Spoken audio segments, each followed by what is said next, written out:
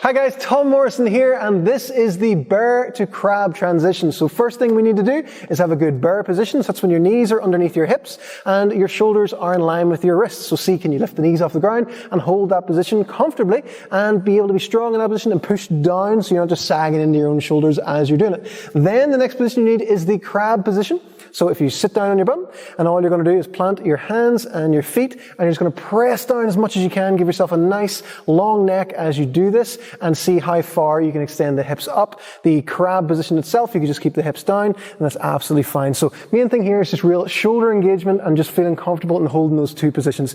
Then we want to see, can we move between those two positions? So what Jenny's going to do is lift one hand off the ground.